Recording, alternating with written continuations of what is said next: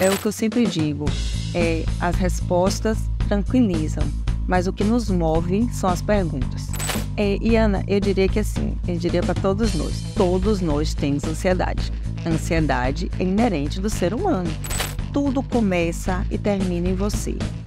E para você saber disso, você precisa se conhecer.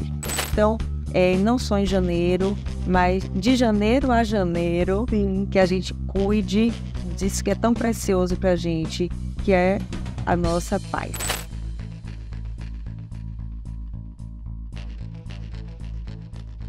Olá, tudo bem? Estamos começando mais uma edição do Conexão INTS, uma produção original da Comunicação Corporativa do Instituto Nacional de Tecnologia e Saúde. Estamos no Janeiro Branco, uma campanha que reforça a importância de uma vida equilibrada e cuidados com a noite. Aproveitando esse gancho, o tema do episódio de hoje é a saúde mental. Para falar sobre esse importante assunto, convidamos a psicóloga Cris Gomes, que já tem mais de 12 anos de atuação na área. Olá, Cris. Olá, Ian. Seja bem-vinda. Agradeço por você ter aceitado o convite. Estamos muito felizes em tê-la aqui conosco. Tenho certeza que vamos aprender bastante, né, sobre saúde mental. Mas, antes de tudo, eu queria que você se apresentasse e contasse um pouquinho da sua experiência. Eu sou Cris Gomes, sou psicóloga clínica e hospitalar.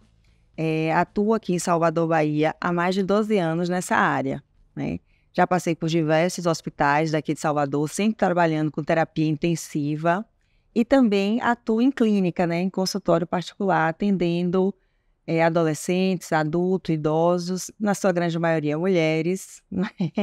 E tenho também especialização em luto, formada pelo Instituto Quatro Estações em São Paulo, já que a minha área de atuação é o hospital, né? Nada mais justo do que o arcabouço para isso que seja pautado no luto, né?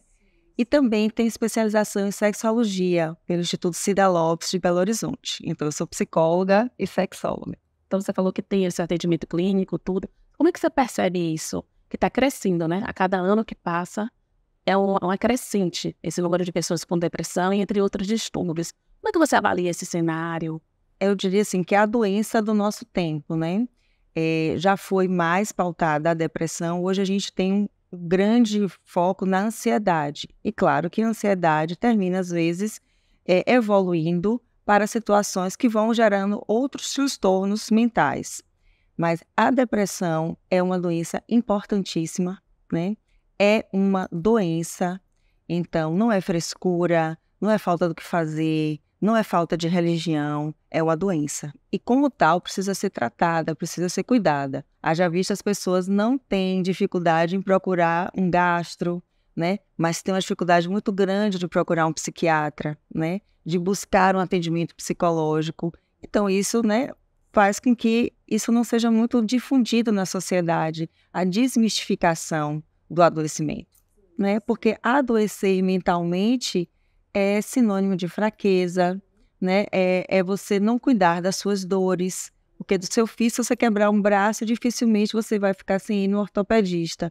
Mas se você tiver com suas dores precisando serem ajustadas, às vezes há uma resistência maior de lidar com isso. Verdade. Você comenta também que a maioria das suas pacientes são mulheres. Sim. Então, será que é por isso, pelos homens terem mais preconceito, mais vergonha de procurarem uma ajuda?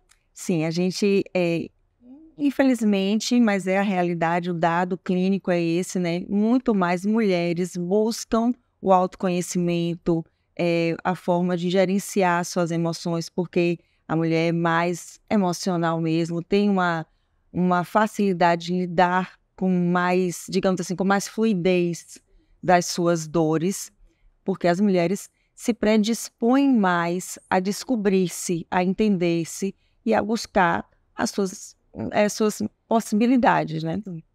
Cris, você citou aí na questão da ansiedade, né? Depressão, tudo isso. Mas outra síndrome que a gente está ouvindo muito falar é o burnout, né? Sim. Burnout, que é a questão quando a pessoa chega em um limite, principalmente no excesso em ambiente de trabalho, tudo isso. Como é que faz para a pessoa perceber que ela já está chegando a esse esgotamento, né? Evitar isso.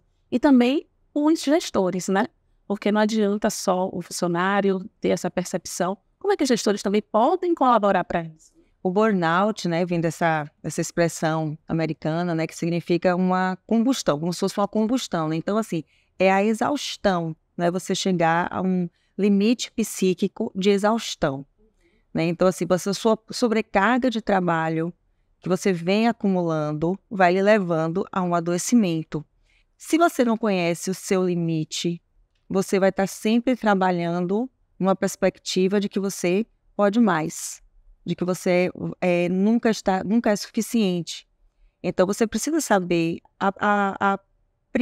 priorizar qual é o seu limite e de que essa sobrecarga de trabalho que vem às vezes não é a sobrecarga somente em termos de horas trabalhadas, é do quanto que aquilo interfere psiquicamente.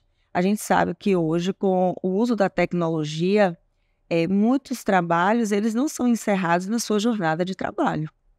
Você leva o trabalho consigo, porque você leva o seu smartphone com você, você leva o seu tablet, o seu computador, e aquilo às vezes faz com que você não se desconecte da sua relação de trabalho. Então, vão se acumulando as demandas diárias da sua vida como pessoa, da sua vida afetiva, da sua vida profissional, e tudo isso vai levando a um efeito de combustão. Hoje eu diria que o meu quantitativo maior são pessoas com ansiedade. Certo. Ansiedade generalizada, com crises de pânico, né? Esse é, digamos assim, a tônica maior do adoecimento feminino. Mas, assim, aparece de tudo, né? E como eu também lido com adolescentes, então tem uma variedade muito grande dos transtornos psíquicos, né? Certeza. E essas pessoas que são diagnosticadas com ansiedade, por exemplo, Sim. só para quem está acompanhando a gente também entender, normalmente, o que é que ela reclama, né? Quais são os sintomas que a gente pode perceber que há uma tendência, claro que cada caso é um caso, né? Precisa ser avaliado, Sim. mas quais são os principais sintomas que uma pessoa que está com essa predisposição à ansiedade? Por mais que você faça algo, vamos dizer, os artistas, né? Se naquela hora que ele vai entrar no palco, ele não sentia aquele friozinho na barriga, isso é uma ansiedade. Você vai ser submetido a uma entrevista de emprego, naquele momento você tem algo de ansiedade. Você vai fazer uma prova, né? Tem algo de ansiedade que sempre vai residir no humano, mas qual que é a quantidade, quanto que você consegue gerir sobre essa ansiedade e os impactos disso na sua vida? Que impactos, Cris? Impactos físicos, que são geralmente no seu sono, na sua alimentação, no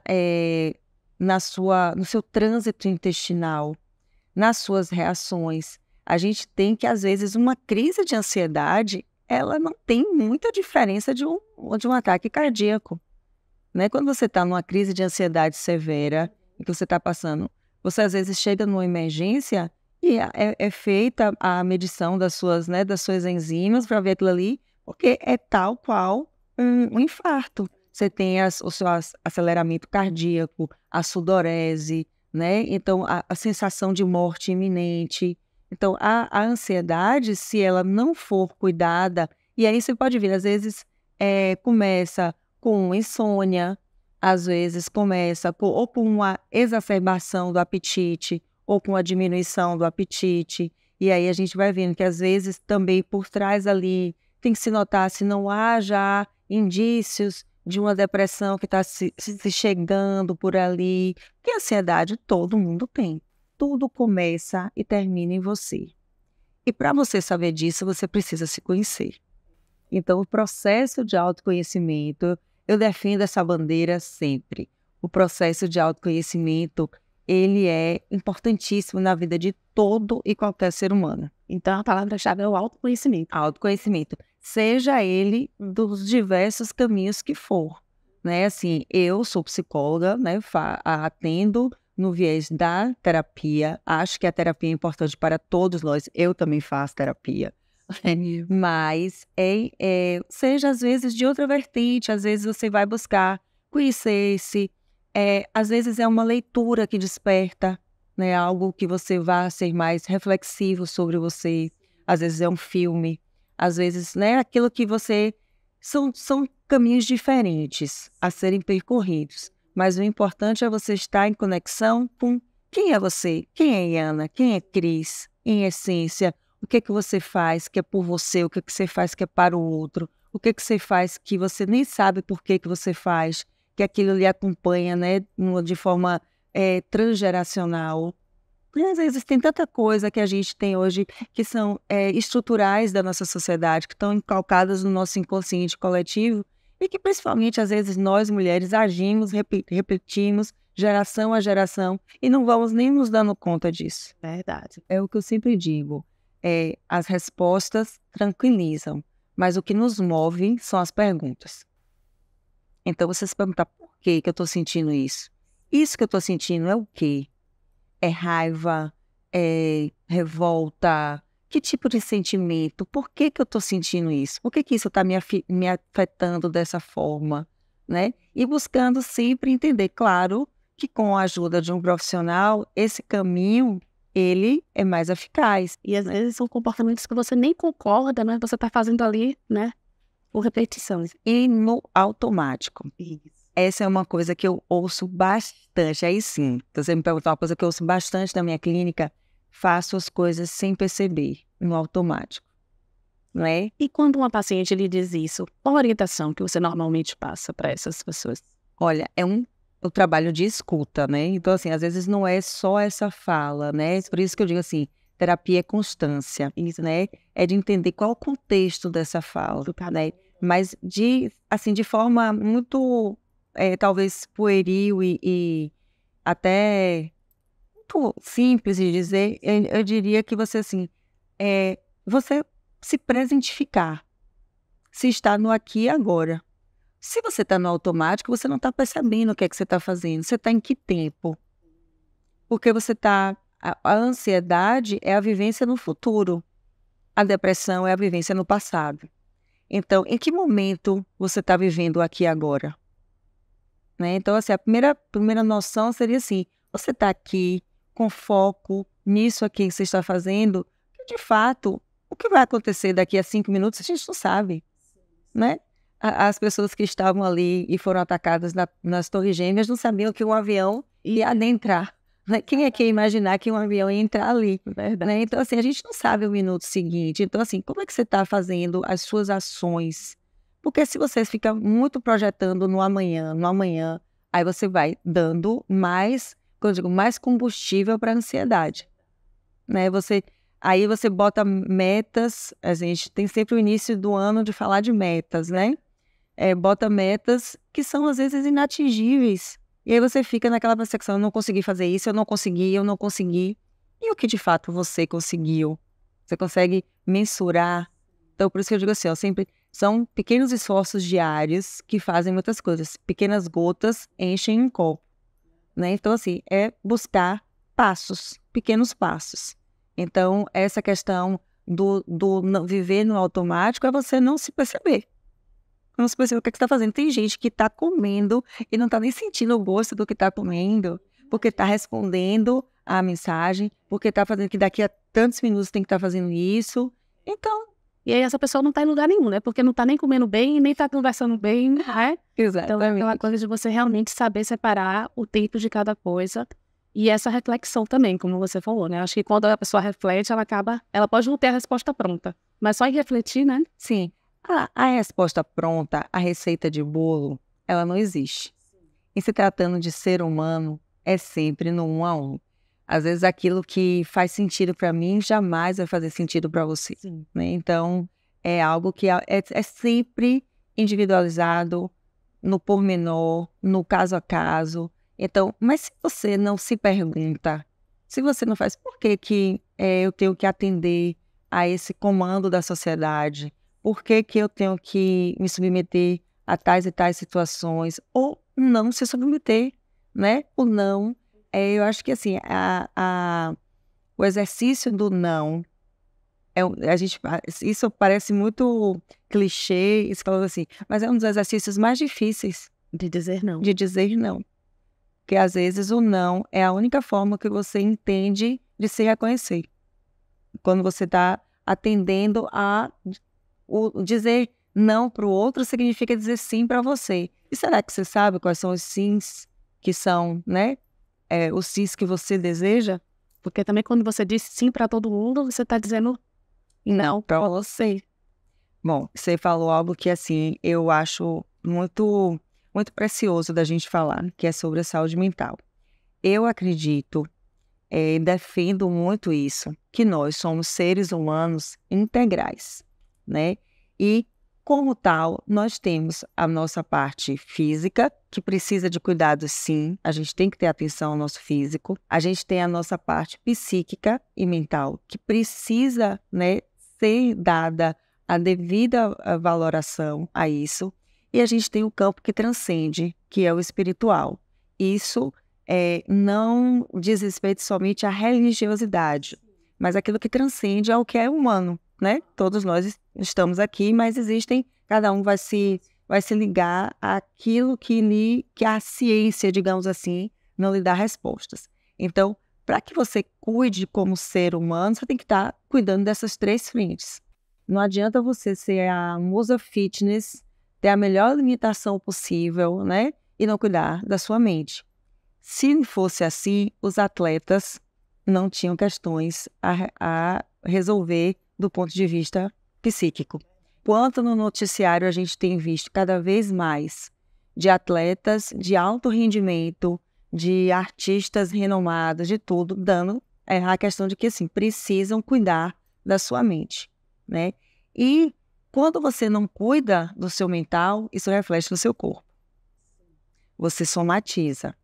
Então, não à toa, quando você, às vezes... Imagine quantas vezes você já não deve ter ouvido alguém que teve um aborrecimento, deu uma diarreia, vomitou. Não, porque o quê? Aquilo é o quê? Seu corpo respondendo a algo que lhe atingiu no seu psíquico, né? Então, se a sua mente estiver organizada, você tem condição de organizar seu corpo.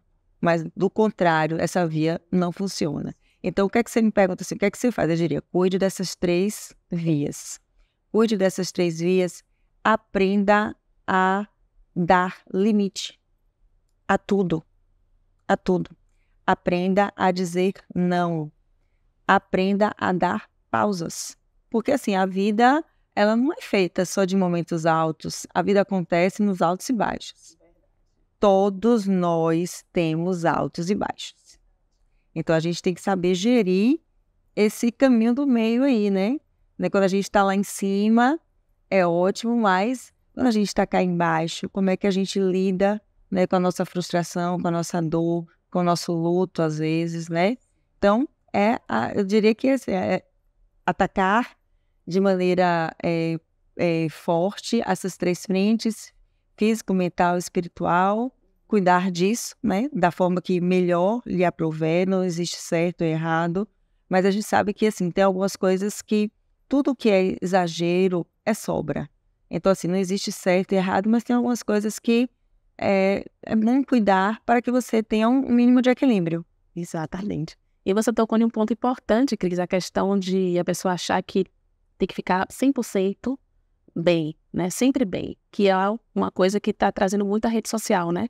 Dando essa impressão de que as pessoas estão bem e você não está, né? E aí, como diz, a rede social é só um palco, né? Os bastidores ninguém sabe. Então, por isso que muitas vezes tem psicólogos, né? Tem profissionais que recomendam o afastamento. Como é que você trabalha essa questão de rede social? Há exemplos disso? Sim, olha, eu diria que você tocou num ponto importantíssimo. Assim, você vem tocando de algo que é importantíssimo muito do nosso tempo, né? Que são os transtornos psíquicos e a rede social. Hoje em dia, ela é um transtorno psíquico. Eu digo que, assim, é uma vida recortada, né? A gente fica sempre à expectativa de que a grama do outro é mais verde que a sua, né? Então, por quê? Porque é recorte. E a sua fala inicial é perfeita. Não existe 100%.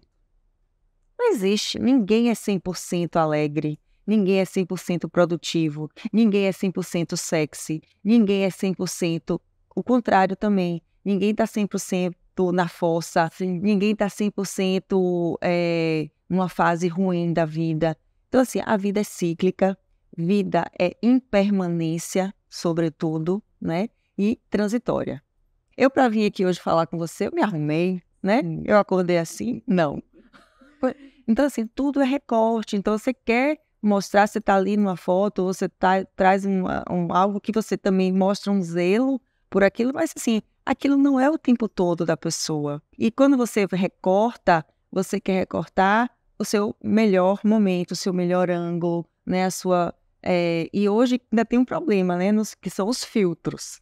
Que é outro problema. Que é outra questão que você me pergunta na clínica, né? Então, assim, você vê algo que não é real, né? Então, hoje a gente, em termos de um mundo em que a tecnologia avança cada vez mais, de inteligência artificial e tudo mais, você vê algo que dificilmente é o real. É verdade. Que é real. E aí você comparar a sua vida que você realmente vive com o recorte, é aí que está realmente o perigo, né?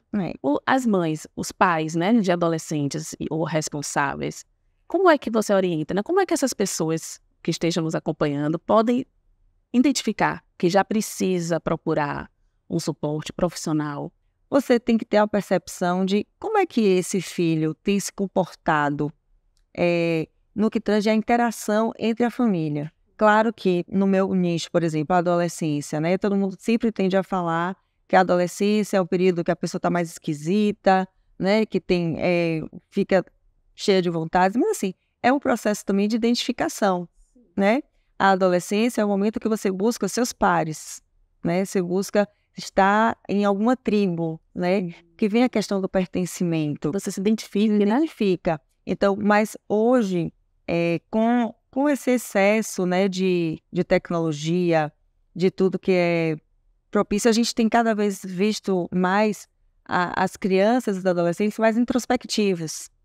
Porque para todos nós, se para nós adultos, o que a gente consome é determinante para muitos dos nossos comportamentos, e aí voltando à sua temática da rede social, né, aquilo que você às vezes vai consumindo em termos de conteúdo, vai determinando também as suas reações, a maneira como você modula o seu humor.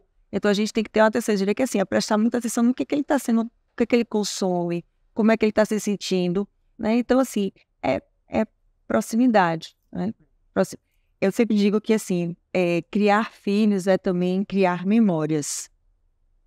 Se trata de criar memórias. E para criar memórias, você precisa estar nelas. Verdade. Ter tempo, disponibilidade, né?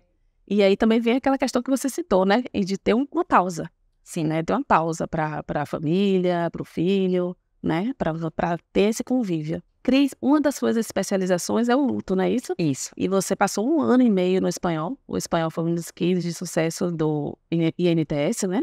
Apesar de ter sido em um momento muito delicado, a gente conseguiu fazer um trabalho de excelência. Sim. E como foi para você que passou esse 1 ano e meio lá? Como foi essa experiência? Conta um pouquinho pra gente. Então, Iana, eu sempre digo assim, quando eu fui para o Hospital Espanhol, bem no auge do período pandêmico mesmo, né? Não foi na primeira onda, já cheguei, já estava em curso. Eu já tinha um percurso grande dentro da psicologia hospitalar aqui em Salvador, passando por diversos hospitais, sempre trabalhando com terapia intensiva. Mas eu digo que o Hospital Espanhol foi uma grande escola para mim, não foi só um case de sucesso, foi uma grande escola, porque foi inclusive onde a psicologia teve que se reinventar, né?